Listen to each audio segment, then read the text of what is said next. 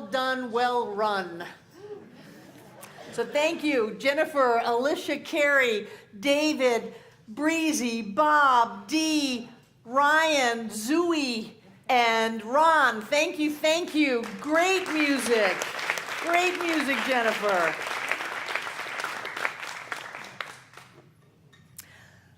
Vigilant in thought.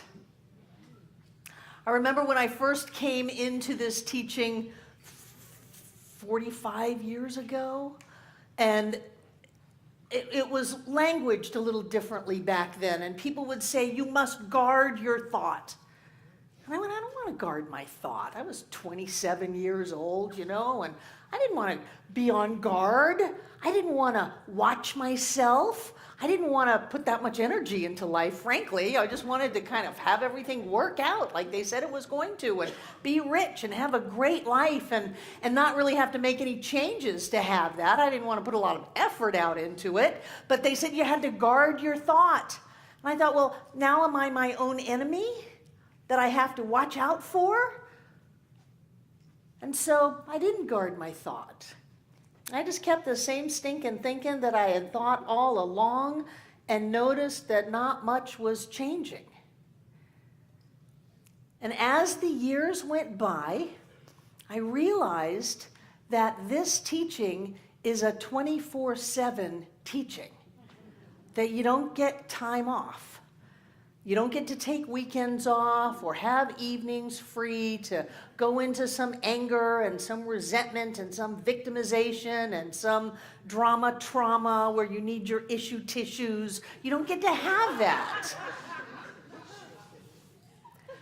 That this teaching calls us to a high state of awareness all the time if we want to have our lives change. If we want to get the benefits of this teaching, which are great, then we have to do what is required to have those come. One of my favorite quotes of Ernest is, "Such is the power of right thinking, that it cancels and erases everything unlike itself. It answers every question, is the solution to every problem, and solves every difficulty.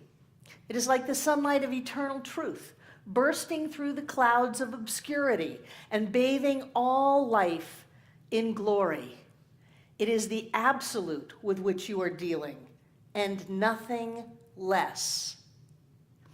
And I gotta tell you, it took me maybe decades to really get what that meant. That it answers every question, is the solution to every difficulty, and solves every problem. If you think correctly. If you want to stay mad at your ex-husband, you don't get those. You don't have the answer, you don't have the solution, and things don't get solved. If you want to feel like a victim, then you don't have the benefits of this teaching. And even if I was really good and really on top of stuff, and I would just slide on special circumstances, the times that I was on top of everything didn't outweigh the slide. And yes, we do have a spiritual bank account, but we have to be thinking correctly to be able to make a withdrawal. And so this idea of being vigilant in thought is so important to me, because when we think about what we're thinking about, when we practice mindfulness, when we are aware of the choice that we are at, whenever we're about to go down that path of, ain't it awful, they did me wrong, the world's going to hell in a handbasket, all of that stuff, when we realize that we are at choice, then we can choose to think correctly. And what is correct thinking? God is all that there is. If I want to run a triathlon, I can do it. If I want to sing a song, I can do it. I can have the life that I want to have as long as I'm willing to come into alignment with that inside of myself, which means I got to let go of feeling like anybody is outside of me, anyone has ever done me wrong, anything has ever happened out of my control. I have to get in touch with the power within me. That is correct thinking, and sometimes I have to spend time getting in touch with that power. Sometimes I have to spend time letting go and reframing things. They didn't do that to me. I did that to me, and they loved me enough to show up and play the part. I didn't have a terrible childhood. I had a great childhood. It gave me the courage and the strength and the independence to literally do anything. That is my phrase. I can do anything because I have done the impossible. I know that I can do the impossible, and so can you. Correct thinking. But we have to sometimes pull ourselves up into that state. And to think that we're just going to be happy all the time and be joy-filled all the time is a little bit naive, because then when we're not, we don't know what to do. Well, what's wrong with me? I'm not happy. Do you know people actually don't come here when they're not feeling well? I want you to know I was in the back of the room last week. I was sitting, I don't know how people missed me. I know, I was goofing on you. I had a hat, big hat and sunglasses, but I was still here because the time to come to this center is when you're not feeling well. That's the time to come. The time to come is when you're feeling good too. But the time to come is when you need help, when you need to be boosted up, when you need to be inspired, when you need to be lifted. That's the time to come, because then you get your path back to right thinking. You know? So I'm going through some loss today. Yesterday, Ann Paul came in, and Ann is Jenny Summers' wife, and she said, Jenny's been gone a year. And she brought a number of these for anyone who wants it. It's a drawing that Jenny did. And so she printed them out, and they're on the Welcome Center. And this is Jenny Summers' hand-drawn bird feeders, some little doodle that she did. But it's Ann's gift to anyone who wants it, as a way to say, my God, the year went fast. And then Tuesday night, I was at home. Sandra was helping out in the offices, and I got a message. And she said, I got this message from someone named Chrissy that wants you to know that Tim is in the hospital in Hendersonville at Pardee, and she would like it if you could come and see him. And you or John. And John was in meetings all day, and I'm getting ready for practitioner class. I didn't have time to go see Tim, so I called her, not really knowing what was going on, and said, John and I will come after class. We'll get there around 9:30. She said, I don't know if that's soon enough. And so what happened was that this wonderful man, sweet soul, big heart, he built the old sign. And it was not lost on me that the same week that he passed, we dismantled the old sign. He's been a student of mine for over 20 years. I've given him everything that I had. He was with us out in the cornfield in the trailer. And yet, even with all of that, he went to such a dark place that he chose to end his experience on this plane. And I've been grappling with that all week. How does one of my students commit suicide? How does someone that I have given everything that I have ever learned, that John has sat in circle with when John had men's circles, and that we've worked with for so long, how do they get to such a place that they choose to end their life? And I'm not sad that he's gone. I know that he's fine. He's absolutely fine. He's out there with Jenny. They're dancing with the angels and goofing on people, and they're having a ball. But that time before, which has to have been so dark and so painful, that he would have made that choice. How does one of my students get there? And the only thing that I could come up with is we must be vigilant.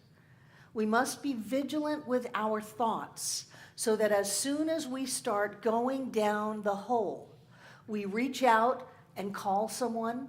We have a practitioner. We go back into that state that I am the presence of God. Charlie Shepherd, you're God, act like it. Holy moly, what would happen if we actually did that? If we went around and acted like God. The picnic tables were dirty last night, and Amanda said, oh, I'm going to come early and hose them off. I said, or it could just rain. And then I went home and went to bed, and sure enough, it poured last night, and those picnic tables are spotless.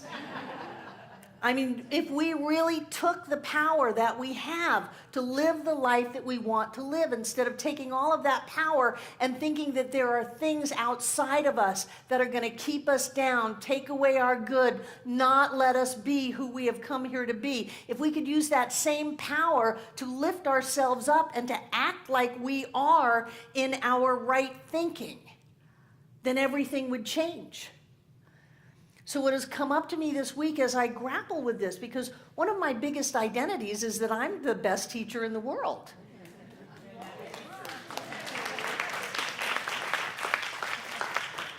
And so the question was, well, if you're such a great teacher, then how did that happen? Yeah, and I know. I give what I give, and people do what they do. Whenever people come up and say, oh, you've changed my life, you've saved my life, oh, this is so great. It's like, yeah, but I did that for 1,000 other people that didn't take it. So thank you for taking it. And I want us to remember to be vigilant. Treat first. Screw your head on straight before you get up and before you get out of bed in the morning, before you go out of the house, for sure. Make sure that you have set the energy, the intention for your day so that it comes into alignment with where you are and who you are. Don't wait till crisis breaks out before you do something. Oh, the house is on fire. Maybe I should try an affirmation or two. Spend the time. Think about what you think about. And if it's not in alignment with solving every problem in your life, answering every question, if it's not in alignment with that, then think a new thought. That's why we call this the New Thought Movement. We are supposed to think a new thought that is in alignment with how we want to live. And then we step out and live the life of our dreams. So as my students, whom I love dearly, I want to remind us all to be vigilant. Don't turn yourself against yourself, but pay attention. Think about what you're thinking about. Listen to the words that come forth from your mouth. Think about the choices that you're making. Is this really a good idea? Haven't I done this before and it didn't turn out great? So why in the world am I going to do it again? Think about it. If I ever do have a gravestone, that will be my phrase on it. Think about it. And when we think about what we want to think about, we get to live the life that we want to live. And for God's sake, if anyone ever finds themselves in a hole like that, please call me. I don't care what time it is. I don't care where I am. You are never, ever, ever alone. There are 7.5 billion of us on the planet, and they are all really one of us. We are connected. I love you very much, and so it is. Who's here for the very, very first time? Welcome to Center for Spiritual Living Asheville. We got a hand in the back. Thank you. You're here with Tracy, or you just happen to be sitting next to her? Tracy's great. You're here with Catherine. There you go. Welcome to Center for Spiritual Living Asheville. Anybody else? I am so glad that you came, because there is something going on here that changes lives, opens hearts, heals people, and lifts us up. And when we come to a place like this, this happens to be my favorite place, but when we come to a place like this, then our lives get better and better and better. And so thank you for coming. If you want to know more about the center, you can give us your name and address. If you just want email, check that, and we'll send you information about the cool things that are going on, and Rain or Bruce has a gift for you out in the foyer. Excellent. Now, as our prosperity acceptors come forward, take out what you're going to give. Hold it in your hand.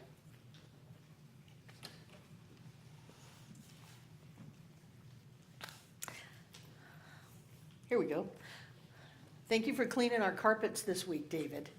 That's David's gift to this center. Every quarter keeps us looking good.